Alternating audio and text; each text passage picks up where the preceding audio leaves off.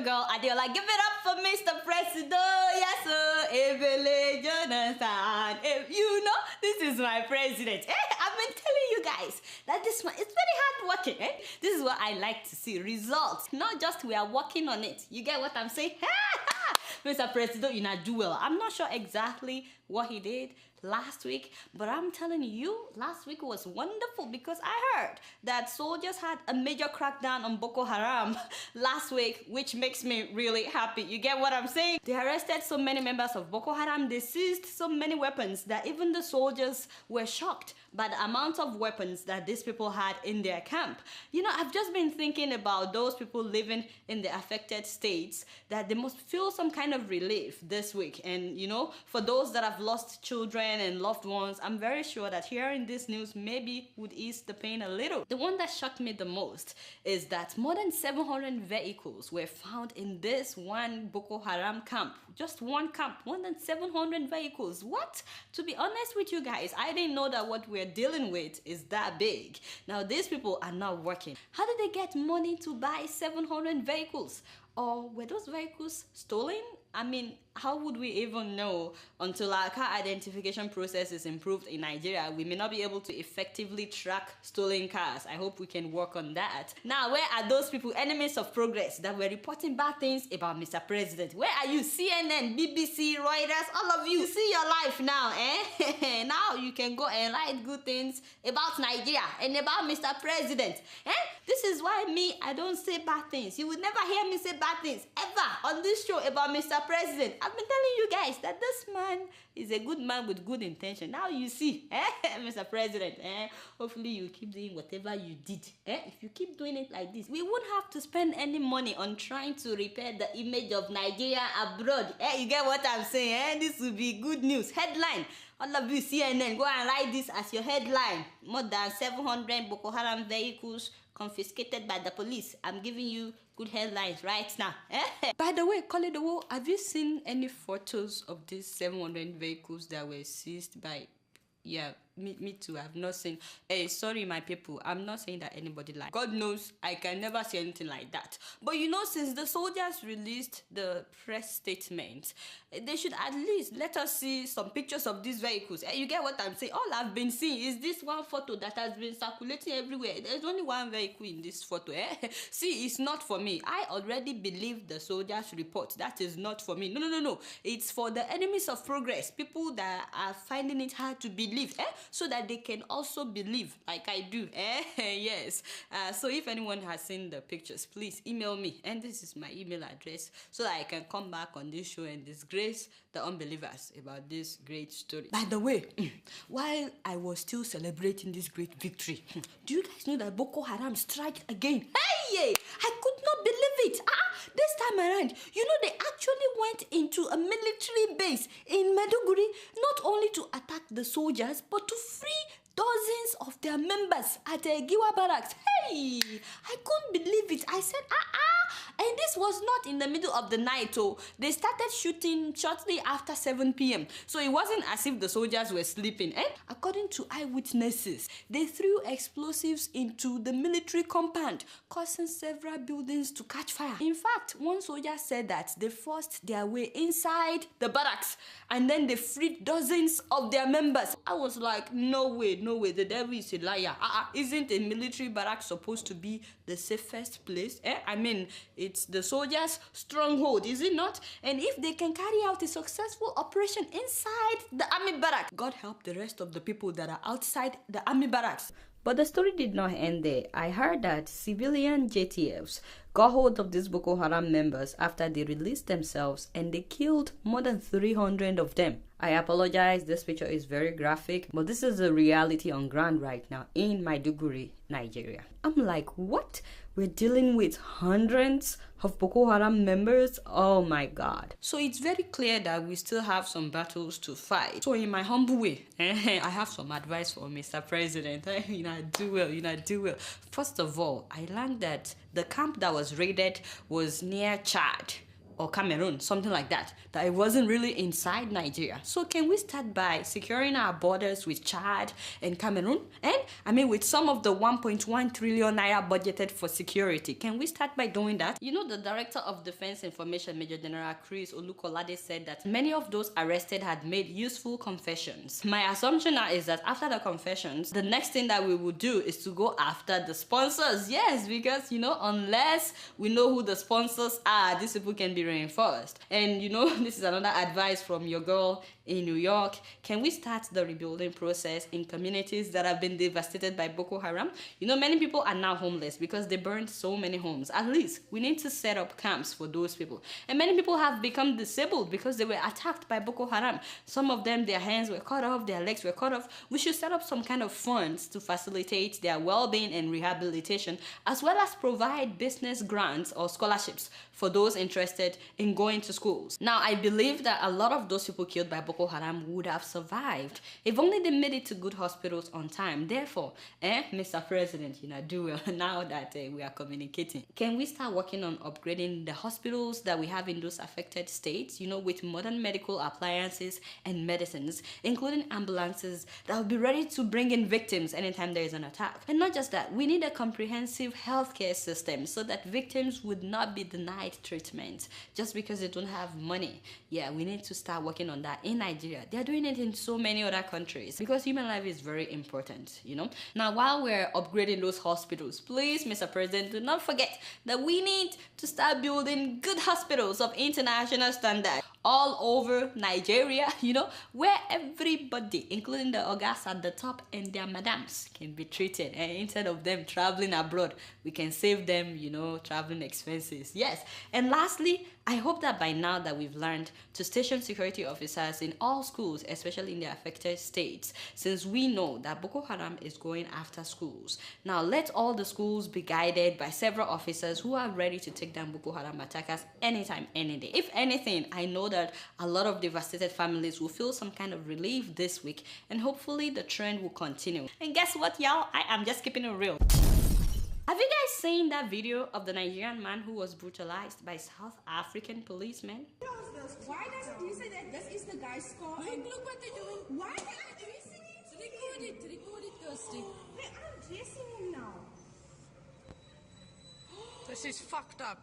That's all they needed to do. Oh my word. Oh no. Police brutality! That's not how you treat a person! Why are you kicking him? Why are you kicking him? Stop it. Enough, that is enough. What is the meaning of that now? Why? South African police, what is your problem? Why? No. I don't care what the guy did. This is pure discrimination. Because I know that some people would never be treated like that, no matter what they do. I still don't understand how Africans are discriminating against Africans in Africa. Isn't that what you call stupidity? It's funny because this is the same country where one man killed his girlfriend with his gun in his house. And I'm yet to see him manhandled like that. So what is your problem with black people in South Africa? What is your problem? We know that you have a reputation, South African police. I've talked about you on this show several times, but they are not just doing it to their citizens. Now they are doing it to other citizens. Remember the Mozambican guy that I talked about the other time that they dragged on the road? I believe that guy later died. They kept banging his head on the truck. Remember? Now it's a Nigerian citizen. Seriously, I hope that the South African authorities see to it that those policemen do not go unpunished. Whatever his offense, this is not how you treat a fellow human being like yourself. Just because you're a policeman doesn't give you the right to harass another human being. Policemen are supposed to make you feel safe. Why is it that they are not the ones terrorizing us? I hope that Jacob Zuma is listening to this show, because I can assure you guys that this is not the end of the story. Now, to all my Nigerian people in South Africa, please be careful. As you can see from this video, many of these policemen are crazy. Yes, they are. Now, to be honest, I don't know what South Africa's problem is with Nigerians, because this is not a first time that a Nigerian will be harassed in South Africa. Seriously, South Africans, y'all have forgotten the role that Nigeria played in the fight against apartheid, especially when the Western world was not paying paying attention. They were busy listing Mandela as a terrorist when Nigeria was supplying materials. For the ANC, Nigeria proclaimed itself as a frontline state, like other countries bordering South Africa at that time. We gave scholarships to South Africans to study, and many of them studied in Nigeria. President Obasanjo at that time publicly offered black magic, Otumopo, to finish the apartheid regime. And not only that, we were singing about Mandela. Mandela, Mandela. And then this is how you repay us, harassing Nigerian citizens in South Africa. Unfortunately, our leaders in Nigeria may not do anything about this video. I know that they retaliated during the yellow card drama when South Africa deported Nigerians, but social injustices like this should not be overlooked either. But what do I know? I'm just keeping it real. So, I heard that Nigeria is back to queuing for petrol. I'll be here since 8 o'clock. Okay. And I went to another, about 5 filling stations. I queued there. I don't see fuel there. Since 3 o'clock, I'm the first person. See my motor there. This is my 2 cars. Wow. That pilot and the other one. If you don't know anybody in here, you might not leave this place. Maybe the next 2-3 hours again. Since about 3 days ago, I've been looking for the fuel to buy. Don't work. And I have to eat and feed my people. Nigerians, why do we have to do this every year? At least once in a year, you will hear of petrol scarcity. Why? In a country that is one of the largest oil producers in the whole world, it doesn't make sense. What are we not doing right? When would we get past that? It's funny because I don't remember ever hearing of fuel scarcity in the US. Never. And they have more than 300 million people in the US. I mean, how are they doing it? Except once in New York after the Hurricane Sandy. And within days, it was over. Again, why can't we be like other oil producing countries that are using their oil wealth for the good of their own people? Forget about the US, forget about Canada. What about United Arab Emirates? That is Abu Dhabi, Ajman, Dubai, and so on. These people, they keep developing their region with the oil wealth in their land. I'm sure that many people have been through the Dubai airport, and I'm telling you, it is nice. Like really nice. That airport is nice, maybe because I'm trying to compare it with the airport in Lagos.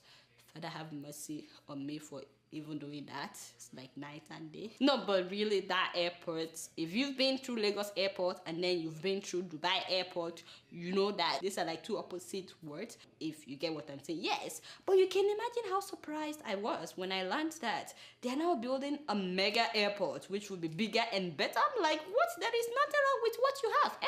But no. These are people that are constantly thinking of how to progress, not just for now, but hey, in 10 years time our population would have increased. We need something better. They are constantly thinking ahead.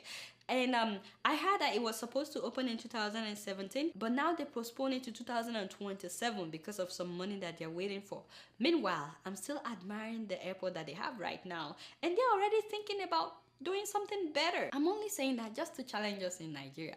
Many Nigerians today go to Dubai for vacation and Abu Dhabi. Meanwhile, we're still queuing for fuel in our own country. And by the way, Madam Ngozi Adeola, yes, of course, I would come back to you. Madam, can you just explain to us exactly what is going on, why we are having fuel scarcity again?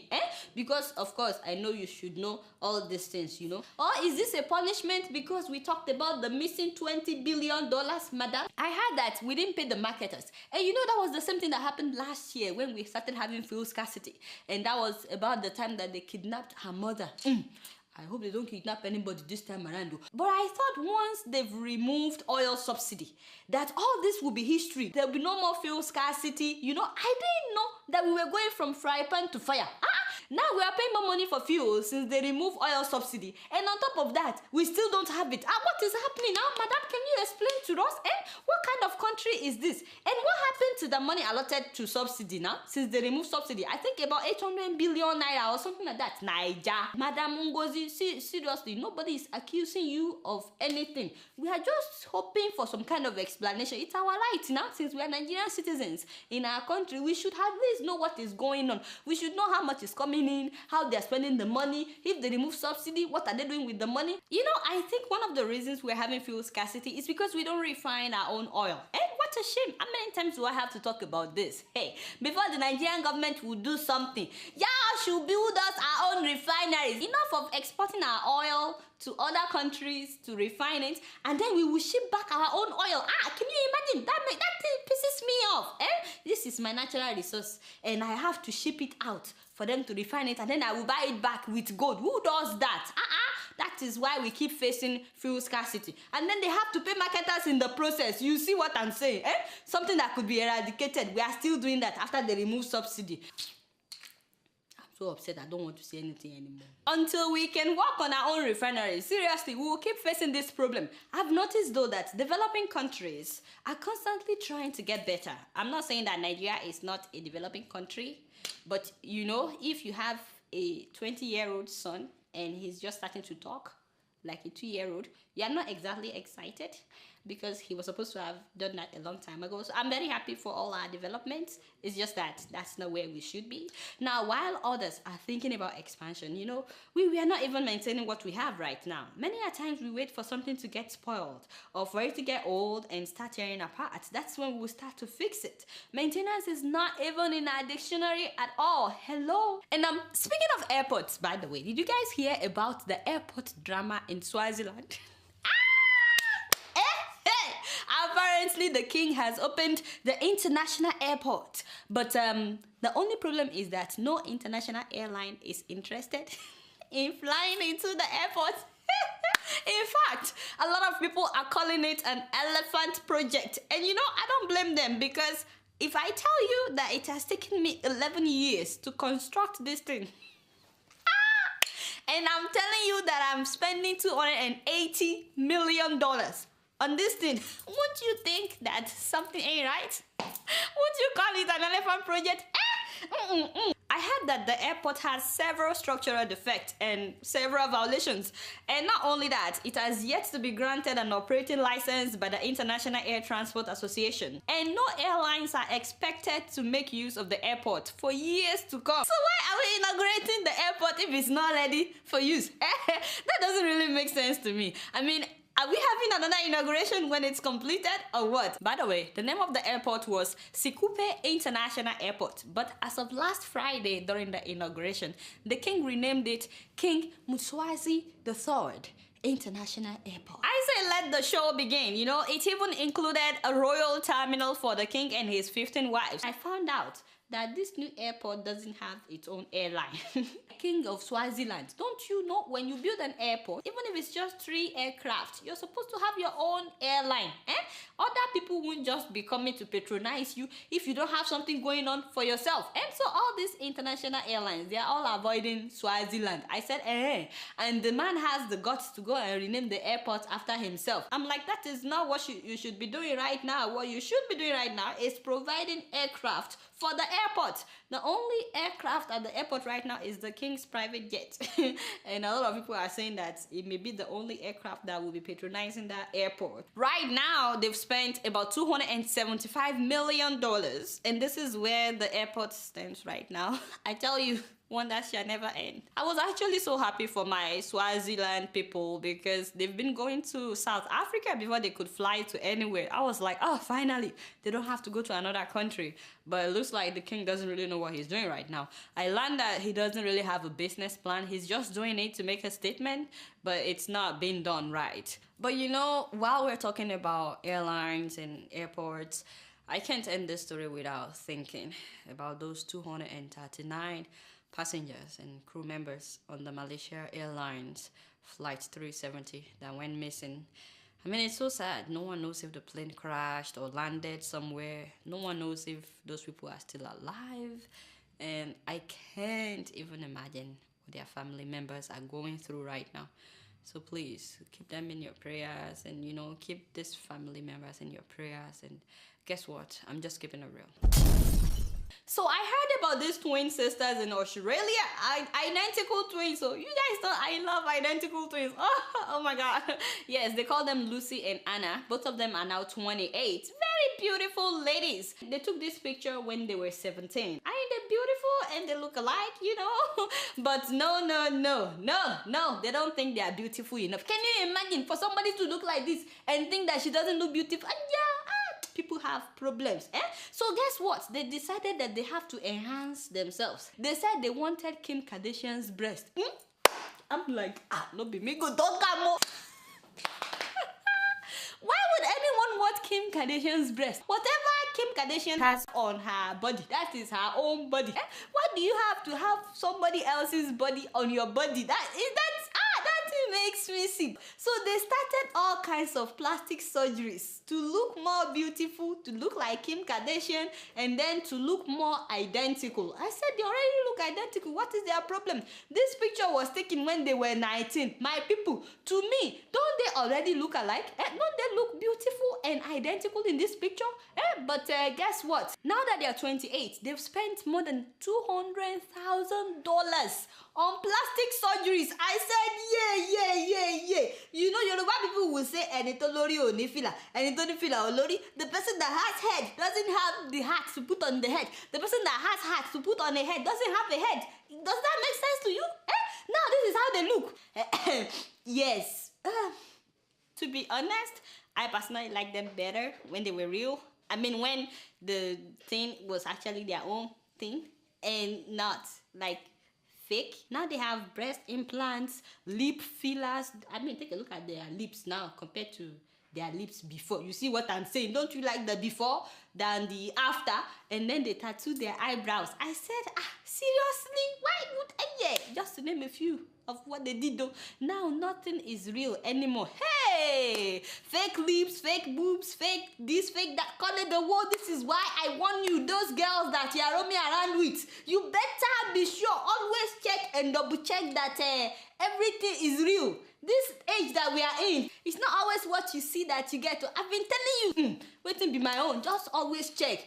Why are you asking me if you should ask her if her thing is real? You want her to slap you? You don't. Oh, no. That is not how you do it. Can't you tell if something is not real? You don't have to ask her if it is real. If not, she will give you a dirty slap. By the way, can a woman breastfeed a child with fake breasts? You know, I'm just curious, my people, because I wonder if these women that do things like this, if they are ever thinking about having a family. I mean, waiting to be my own. Although I found out that it depends on which kind of surgery you get. Some of them you can still breastfeed, others you cannot. I said, why will you even trouble yourself in the first place? And not only that, so these girls are weird. No, seriously, they are creeping me out. Do you know that they share the same Facebook account? So just one Facebook account for both of them. I'm like, seriously, why do you need to do that? And then they share one cell phone. I said, no. The devil is a liar. Even when you are married to somebody and the two of you become one, it's not like you have to share the same cell phone, share the same Facebook account. Like, seriously, that's just creepy. And then on top of that, they sleep on the same bed. I said, whoa. My first question was, are they gay? Why do you have to be sleeping on the same bed at the age of 28 with your sister when it's not like you don't have money to have big bed so you can stretch? You know how you can stretch your body on the bed and just enjoy a good night's sleep? No, you have to be hitting somebody on the bed. Because of what? Because you are twins. There are other things out there. Now what is your problem? But you know, the creepiest part of this story is that they are both dating the same guy. I can't. How can the two of you be doing it with the same guy? And they're already doing it. It's not as if they're waiting for marriage. I said, hi, this world is ending. You know, I told Koledowo that they're dating the same guy. He said, and what is wrong with that now? That the man is a very lucky man. I said, shame on you. I don't know why men like something like that too. One man on two women, you're doing hey, God forgive you. But you guys know that there's nothing that concerns me. Whatever you want to do with your body, that is your own palaver. But my problem with these ladies is that they spent $200,000. You know, just think about what that money could do in the life of so many people. Did I mention that they don't wear the same outfit twice whenever they go out. So if they go out 5 nights in a week, that is 5 different outfits that they would never come back to. No, they said they don't do that. And everything has to be new. Everything, as in the shoes, the what I said, yep.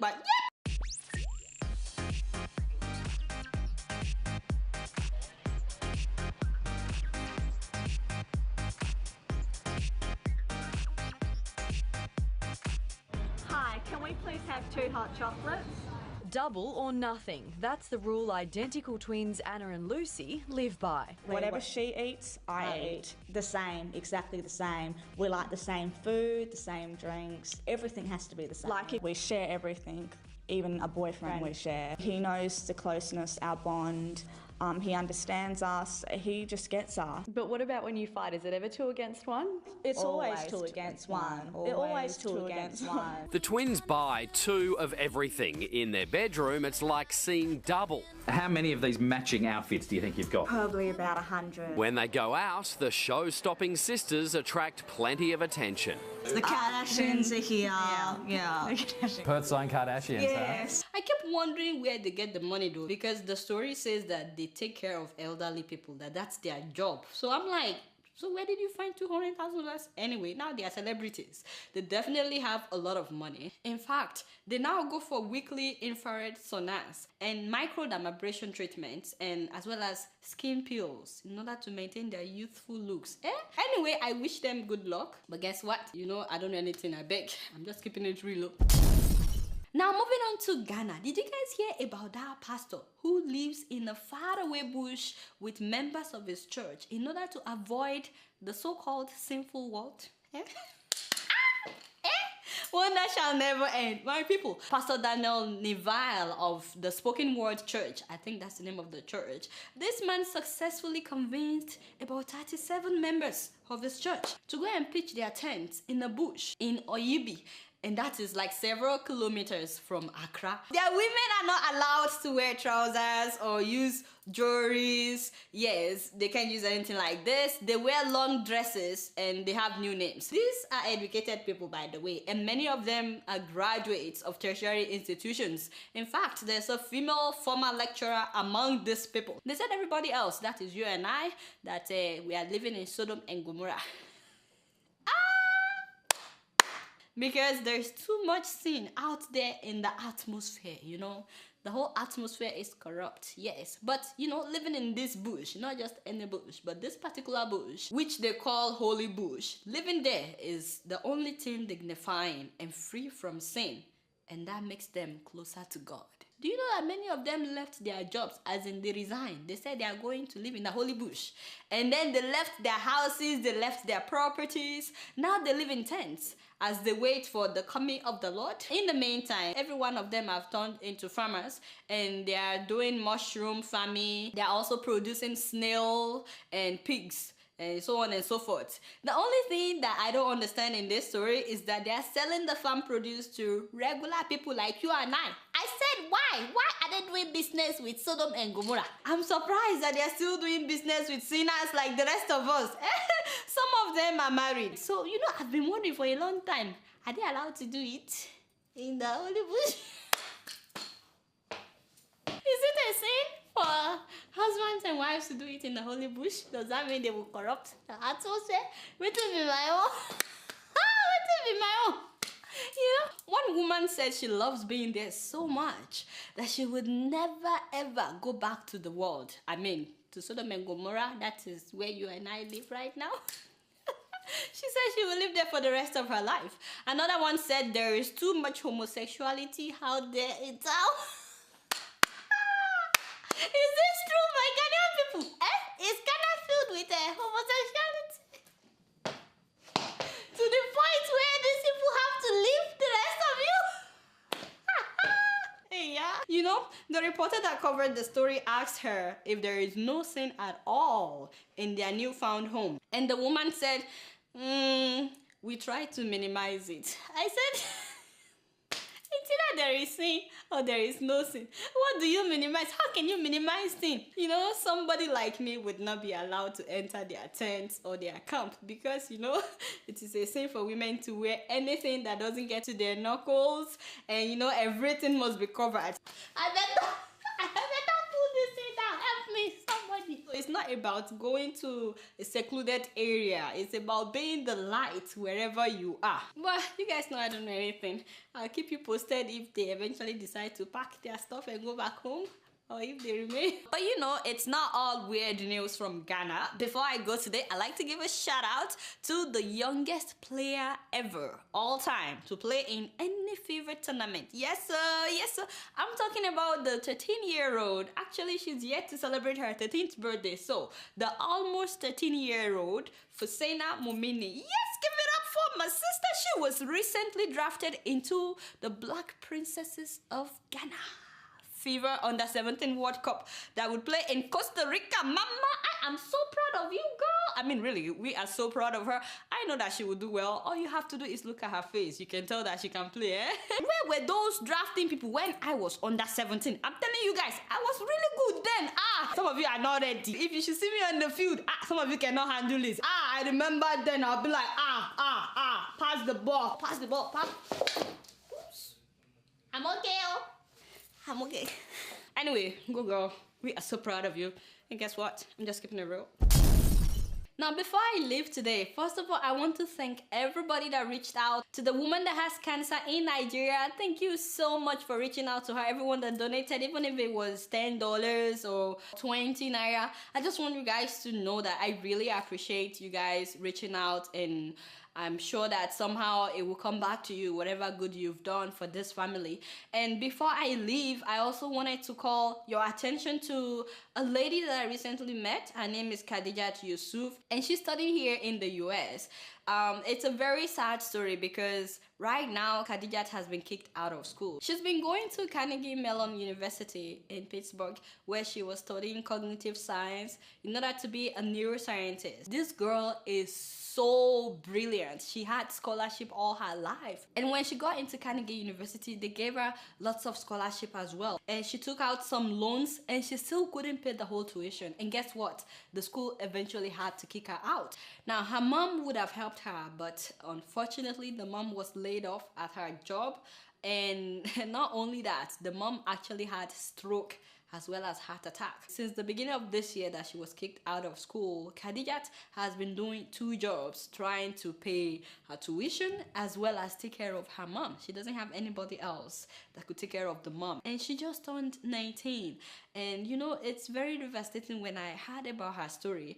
The 2 jobs were not making enough money for her to pay her tuition, so she's still not back in school yet, and they were not enough for her to take care of her mom.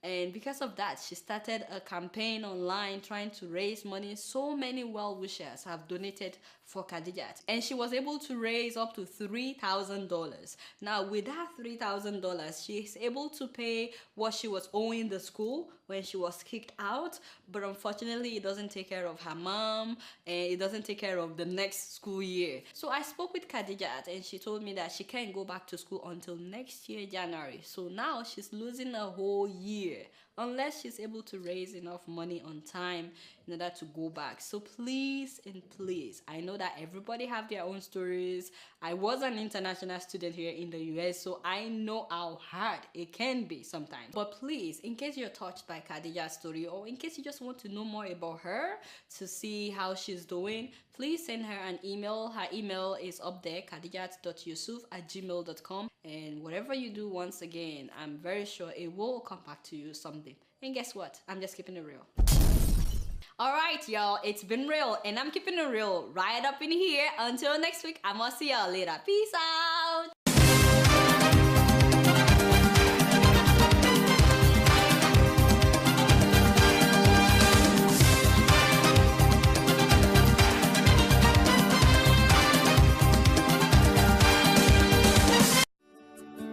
Welcome to First View Luxury Hotel. At First View Luxury Hotel, we offer excellent service. Our rooms have all the necessary facilities to make your stay comfortable and memorable. You will also have access to internet service, breakfast, 24-hour power supply, full air condition, free international calls, free tire pumping service, and free car battery charge. So what are you waiting for? Quickly visit First View Luxury Hotel. We are located at number 1 Adeola Mishile off Raji Rasaki Road, First Estate, Amuwo, Odofin Festac, Lagos. For more information or reservation, please call us on 080-7578-7135 or 080-9990-0601. You can also take advantage of our online ongoing promo at www.firstviewhotel.com to make your reservation and payment for your favorite room, which attracts a discount rate. Please note, rooms are reserved based on first come, first serve. First View Luxury Hotel. Experience the home of comfort. They come.